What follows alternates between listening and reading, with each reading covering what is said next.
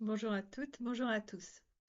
Aujourd'hui, je vais aborder avec vous un sujet qui remonte beaucoup en ce moment dans les consultations que je peux avoir, puis que je vois aussi, que je ressens aussi.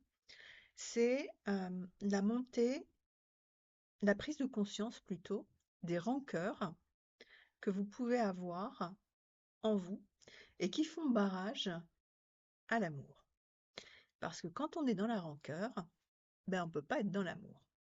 Et je vois ça, alors bon, la majorité des personnes qui sont en rendez-vous avec moi sont des premiers de cordée. Ceux qui suivent ma chaîne sont des premiers de cordée. Donc effectivement, je le vois plus chez les premiers de cordée. Je ne sais pas trop ce que ça donne en fait chez les deuxièmes de cordée. Je ne vais pas vous raconter du pipeau, c'est pas le genre de la maison. Donc voilà, moi je vais vous parler de ce qui se passe là pour les premiers de cordée et peut-être que vous pourrez me dire si vous êtes deuxième de cordée ou si vous êtes en réunion avec votre autre, ben, de voir aussi ce qui se passe pour lui ou pour elle. Et peut-être, ben, ce serait intéressant justement de nous mettre en commentaire ce que votre autre vit en ce moment pour voir si c'est vraiment la tendance générale ou bien si effectivement ça affecte plus finalement les premiers de cordée que les deuxièmes de cordée. Donc, on regarde ça? Allez, c'est parti. Alors, quand j'ai eu ce mot rancœur là qui est venu, je me suis dit: «OK, déjà la rancœur, si on devait regarder quelle définition, ça peut avoir», alors moi j'ai pris le petit Larousse, hein, c'est ressentiment tenace que l'on garde à la suite d'une déception, d'une injustice et les synonymes sont amertume, dépit, rancune, ressentiment. Et je vous donne justement cette manière de regarder aussi au travers des mots amertume, dépit, rancune, ressentiment, parce que le mot rancœur, c'est pas quelque chose qui va peut-être vous venir spontanément. Et la rancœur, c'est vraiment ce que j'aime bien, c'est quelque part, c'est que là on parle aussi du cœur. D'accord? C'est comment ça vient se loger au niveau du cœur. Et lorsque vous laissez votre rancœur prendre le dessus, c'est-à-dire lorsque dans vos relations ou votre relation à votre autre, eh bien, il reste de ces ressentiments, de ces rancunes, de ces dépits, de ces amertumes, eh bien, à ce moment-là, c'est l'ego qui va prendre le relais. C'est votre mental. L'ego, à ce moment-là, va vous amener dans des zones basses. Des zones où, effectivement, ça va être je critique l'autre, je lui en veux d'un certain nombre de choses, ou de mots qu'il a dit, de mots qu'il n'a pas prononcés, et je vais tourner ça en boucle. Pour ceux qui ont des problématiques d'estomac, je vous invite à poser votre main sur votre estomac, puis à entendre OK, qu'est-ce que tu as à me dire? Parce que dans cette brûlure au niveau de l'estomac, eh bien oui, c'est de l'amertume qui est là. Et c'est ce qu'on va ressasser. Et comme on n'est pas des vaches, on n'est pas Yo non plus, eh bien, forcément, ça passe difficilement au niveau de l'estomac. Donc, c'est important, voilà, simplement de passer à l'écoute, là, puis de mettre votre main sur votre estomac, puis de sentir un petit peu ce qu'il a à vous raconter par rapport à vos rancœurs.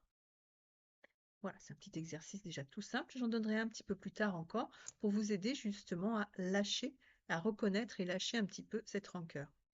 Donc, l'ego prend le dessus.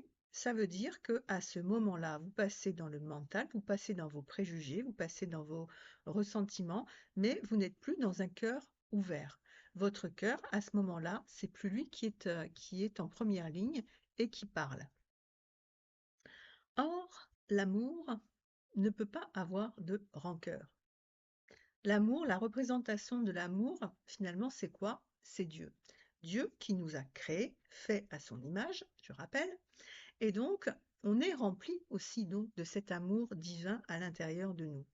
Quand on passe sur l'ego, on est en train de se couper à ce moment-là du divin en nous. Parce que Dieu est amour, et donc ce divin qu'on a en nous, quand il est dans l'amour, il ne peut pas être dans la rancœur. De plus, énergétiquement parlant, la rancœur, ça fait baisser votre taux vibratoire et ça vous tire finalement vers le bas astral. Or, l'amour, c'est l'énergie la plus haute que l'on puisse mesurer. En laissant la rancœur gouverner votre esprit, vous vous privez de l'amour, vous vous coupez de l'amour. Vous êtes alors coupé du divin et vous lui attribuez alors le rôle du grand méchant loup, le grand-père fouettard, n'est-ce pas? Et c'est la peur qui, à ce moment-là, prend les commandes. C'est-à-dire que ce qui va gouverner votre vie, c'est la peur. Et ça peut être aussi la peur que Dieu vous punisse. Alors ça, on voit ça beaucoup chez les chrétiens. On a un peu le côté judéo-chrétien, c'est un peu le côté où finalement l'Église va se servir de cette peur pour asservir les peuples. Donc ça, c'est notre histoire. On a cette histoire en commun judéo-chrétienne avec cette représentation d'un Dieu qui est punisseur. Dieu n'est pas punisseur, Dieu c'est l'amour. L'amour n'est pas là pour nous punir. Donc on lui attribue à ce moment-là tout un tas de choses qui en fait sont juste le reflet de notre peur. Il n'y a pas de crainte quand on est dans l'amour. Au contraire, c'est quand on arrive à être dans cet amour, pouvoir refléter cette lumière divine, bien c'est là que finalement on peut sentir la sécurité. Je vais vous inviter à faire un petit exercice que j'ai tiré du cahier d'exercice d'un cours en miracle. Donc je vais vous inviter à rechercher dans votre esprit ceux contre qui vous avez ce que vous considérez comme une rancœur, comme un ressentiment, comme une amertume, un dépit. D'accord? Et vous allez noter cette liste.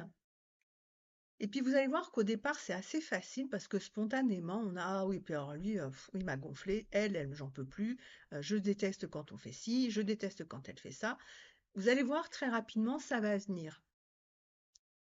Quand vous aurez fini cette première étape, je vais vous inviter à penser aux petites rancœurs du quotidien, celles avec les personnes que vous aimez autour de vous et qui finalement, avec qui vous entretenez finalement ces petites rancœurs du quotidien. C'est pas celles sur lesquelles on a nos grands chevaux de bataille là, non. C'est vraiment ces petites mesquineries là qu'on peut avoir envers les autres et qu'on cache, bien, on se cache bien souvent, puis il suffit que l'autre dise une chose ou ne fasse pas une chose, puis là tout d'un coup, piou, ça remonte. Donc je vous invite à regarder ça, puis vous allez voir que tout à coup, là, votre liste, elle va commencer de s'allonger drôlement, ok? Parce que si on regarde bien, dans notre vie, on a tous et toutes de la rancœur pour les personnes qui nous entourent. Et quand on réalise ça, ça commence déjà, c'est le premier pas pour pouvoir changer notre attitude. Parce que tant qu'on s'en rend pas compte, ben on peut pas le changer. Donc, c'est une prise de conscience là, que je vous demande de faire, de réaliser sur la rancœur qu'il y a en vous. Parce qu'elle est certainement beaucoup plus importante que ce que vous n'imaginiez au départ. Or, l'autre, c'est pas notre ennemi. On n'a pas à le combattre. C'est pas en le jugeant, en lui reprochant tout un tas de choses, que finalement ça nous fait avancer. Juste si on le considère comme un ennemi, je vous rappelle, à ce moment-là, on lui donne le pouvoir, on lui donne la puissance, on lui donne notre puissance. Et qu'est-ce qui se passe à ce moment-là? En donnant notre puissance, nous, on se retrouve à subir, forcément. Si vous le regardez du point de vue de l'adversaire, à ce moment-là, ça change tout. Parce que l'adversaire, c'est celui qui nous permet de devenir la meilleure version de nous-mêmes. Je prends souvent cet exemple, j'en avais déjà parlé dans une vidéo, je prends souvent cet exemple du joueur de tennis. Moi, j'ai beaucoup joué au tennis dans ma vie. Et finalement, l'adversaire, c'est pas celui contre qui on combat. Parce que quand on joue dans des sports individuels, on joue contre soi.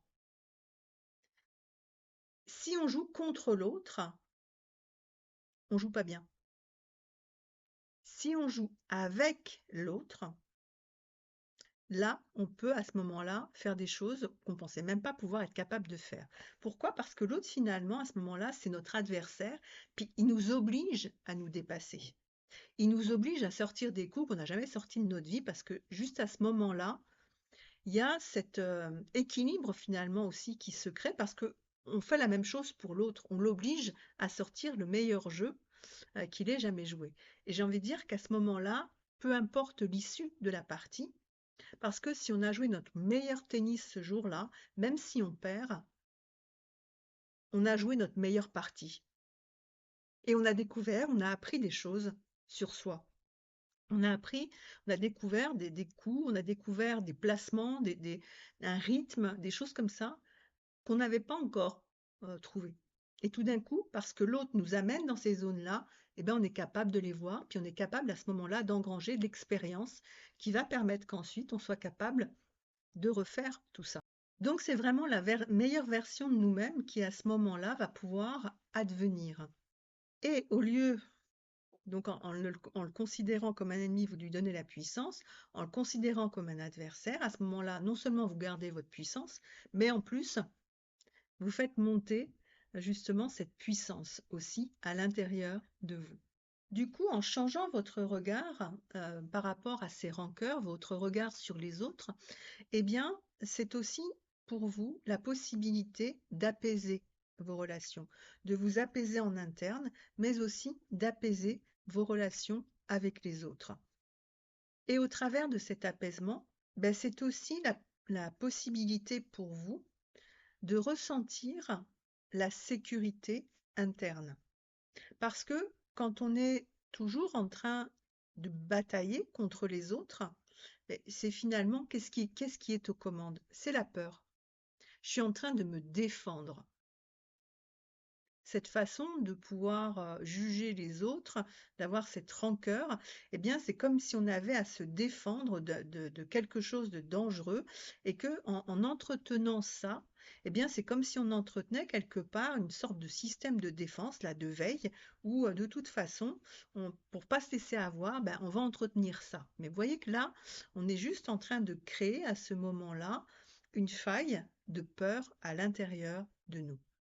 C'est aussi, lorsque vous créez ces failles, une manière, énergétiquement parlant aussi, de vous vider.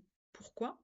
Parce que vous êtes tout le temps en état d'éveil. C'est-à-dire que même quand vous dormez, comme il y a cette idée que je suis en danger, eh bien, il n'y a jamais un vrai repos. C'est le repos où on est en paix, puis là, on peut se laisser aller tranquillement. Ben là, c'est pas possible. Il y a toujours en vous une espèce de veille qui est là et qui vous prend de l'énergie. C'est pour ça qu'aussi, certains jours, vous pouvez vous lever en étant vraiment fatigué. Si vous regardez ce qui s'est passé dans les journées précédentes, bah, regardez à quel moment, par exemple, vous êtes senti attaqué ou à quel moment vous vous êtes défendu parce que vous vous sentiez attaqué. Mais à nouveau, vous vous sentiez attaqué. C'est-à-dire que c'est vous, avec ce prisme-là, que vous avez pris les choses qui vous sont arrivées. C'est pas forcément ce que l'autre a voulu vous faire vivre, mais vous, c'est le prisme avec lequel vous avez regardé les faits. Or, qu'est-ce qui se cache derrière toute cette rancœur? Qu'est-ce qui se cache derrière tous ces mouvements de défense? En fait, il y a l'amour. Il y a cette lumière divine qui est là et qui est obscurcie par ces rancœurs. En arrêtant d'alimenter vos rancœurs, bah, c'est comme si vous enleviez le brouillard, là, un petit peu, qui vous cache cette lumière divine, qui vous cache cette relation apaisée à vous-même et en Dieu, et qui vous permettrait justement d'être dans la sécurité.